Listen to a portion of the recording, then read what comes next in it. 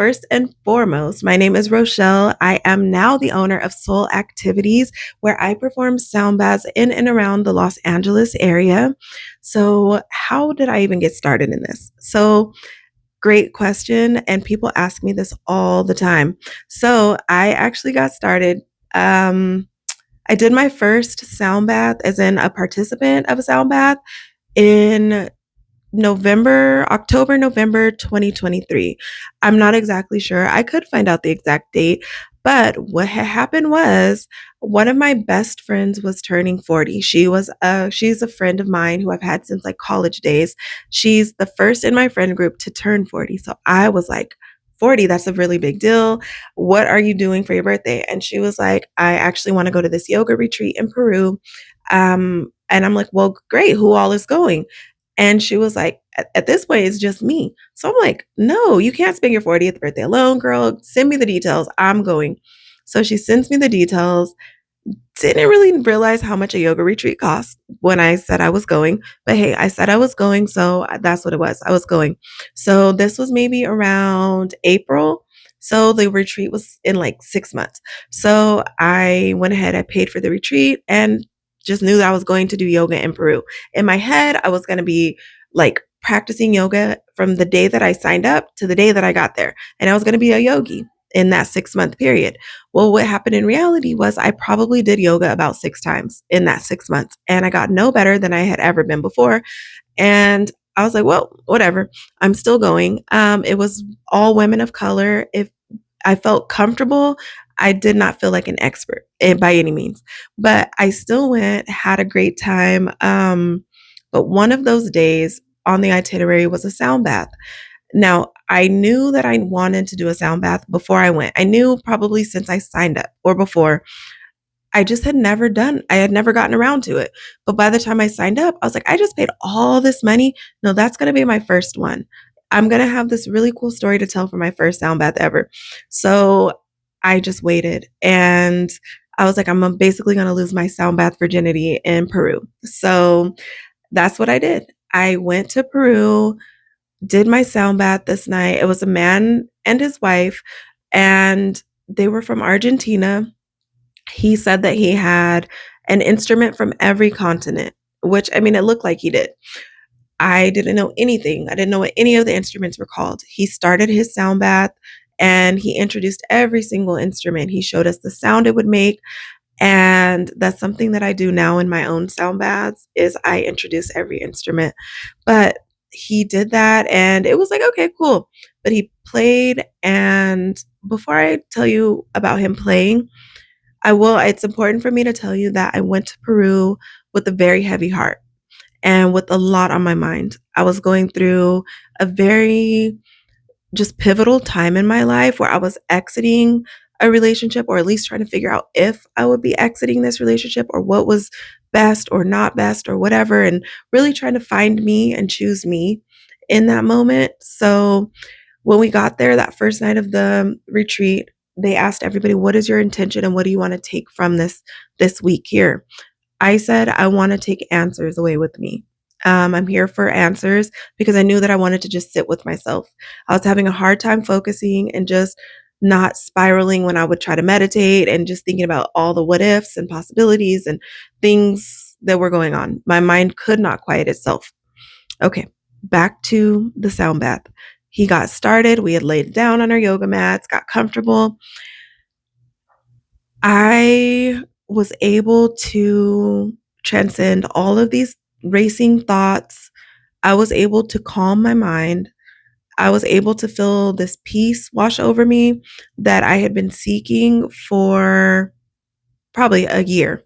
And I had it just like that. And I was just like, how was I able to do this? I can't meditate. Like you know, have such a hard time calming my mind down. I always have something. I'm thinking about the kids. I'm thinking about the bills. I'm thinking about work. I'm thinking about what I should be eating, shouldn't be eating, working out, something. It's always going. And I was able to quiet my mind for the first time in a long time, maybe ever. And I was so relaxed. I fell into this very deep state of relaxation, which I now know is a theta state.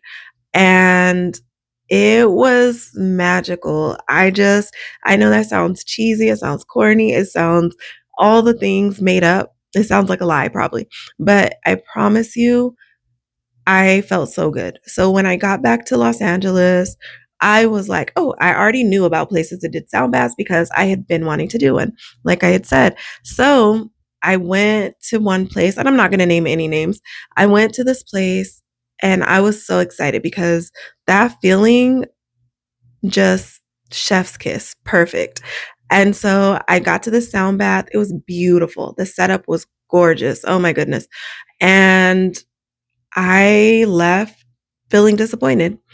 Um, it was a guided meditation one that they didn't mention and when I signed up because I wouldn't have signed up.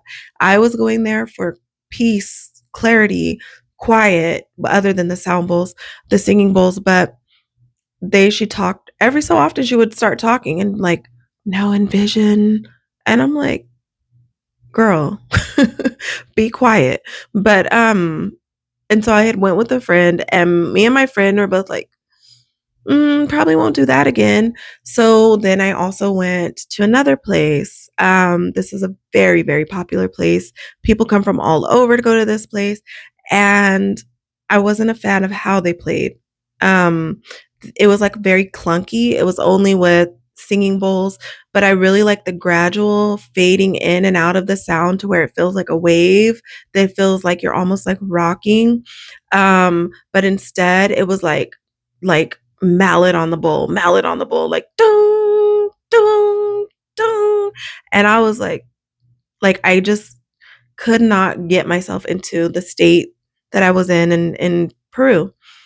It was really disappointing. And I will say that in Peru, he used so many different instruments from the ocean drum to, gongs. Like it was not just like crystal bowls, but he was really good at what he did. And yeah, it was different. So I went to another place in Los Angeles. And again, I was like, what is this? Like the sound, like I'm in such a like delicate state when I do a sound bath and vulnerable open state that like the harsh noises, I can't with the harsh noises and harsh transitions. So they're very disruptive for me. So I was like, I can't find this feeling that I've been looking for. So I started doing YouTube videos and listening to those, and they're cool, but it's really difficult to find the right sound quality for people. I think I have the right sound quality. I'm going to be testing it out. And if I feel like it sounds almost as good or pretty close to as good as it does in person, I'll start releasing some on here on YouTube. But I just, I mean, I found some okay ones and I would listen to them before I went to sleep and all this other stuff. But it was not the same as being in person and truly getting those vibrations and feeling them. So I just kind of, I was like, I have to do this. Like, I have to become a sound healer. So I thought about it for maybe, I don't know, 9, 10 months.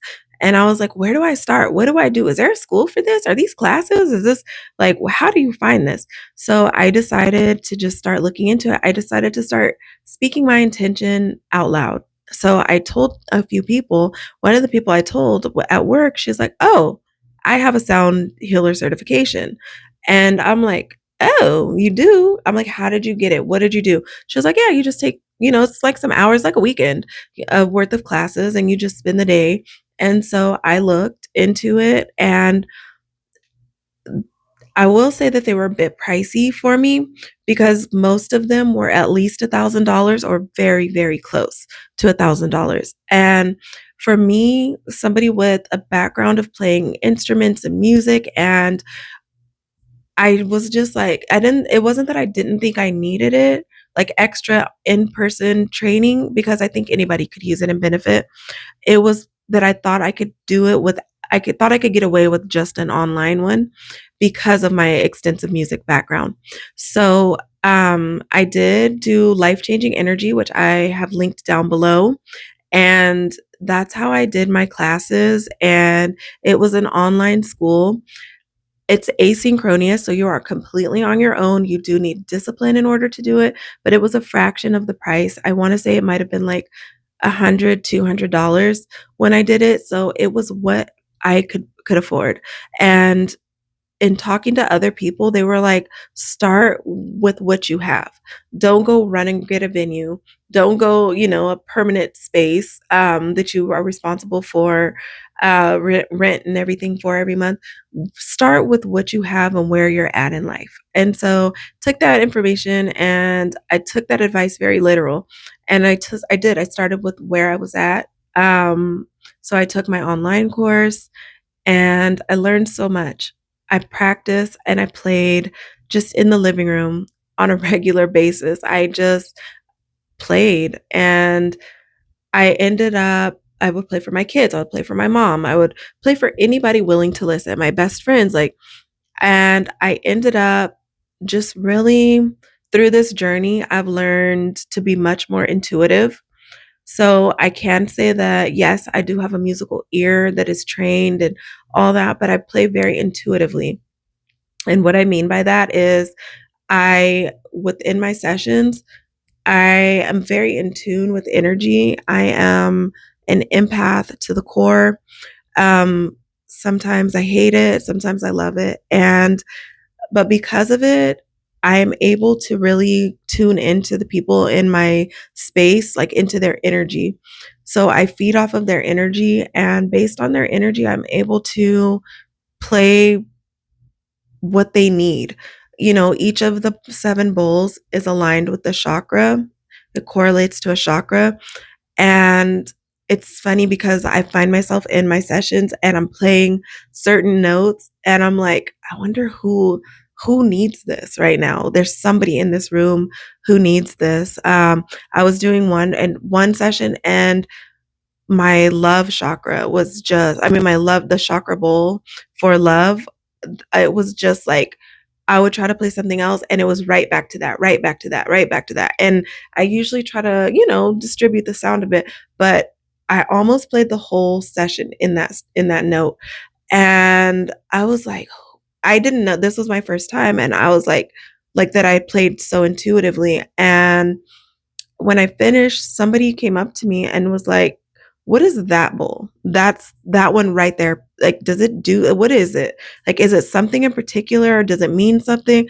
And I have the cushions that are color coded to align with, like, to match each chakra that it aligns with.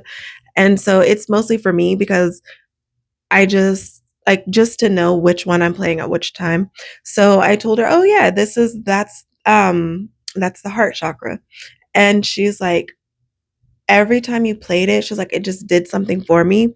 And she's like, "I had to just she's like, "I was so in a trance, but I had to open my eyes and just see what that was because it's something about that one." And I was like, "Really?" I was like, I kept being drawn to that and I had no clue why.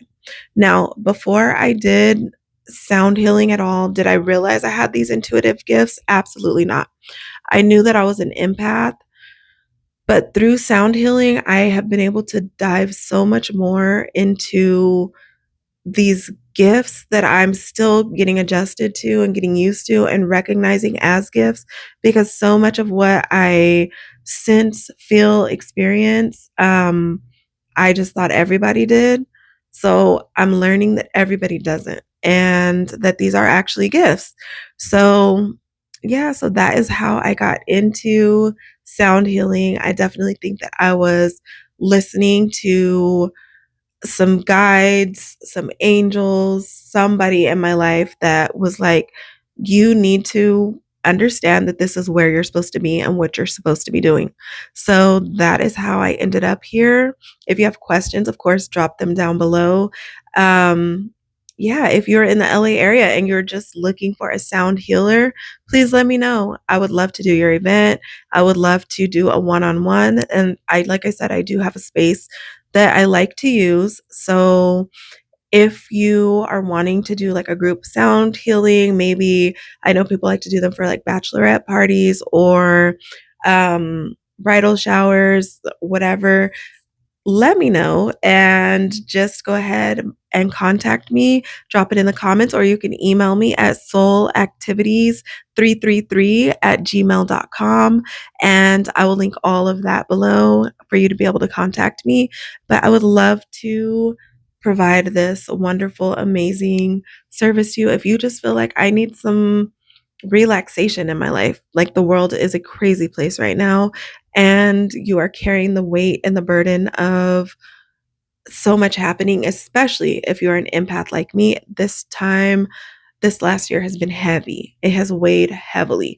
So, yeah, if you just need some sort of a nervous system reset or relaxation, please don't hesitate to reach out and make sure that you subscribe so that you can get notifications for upcoming videos.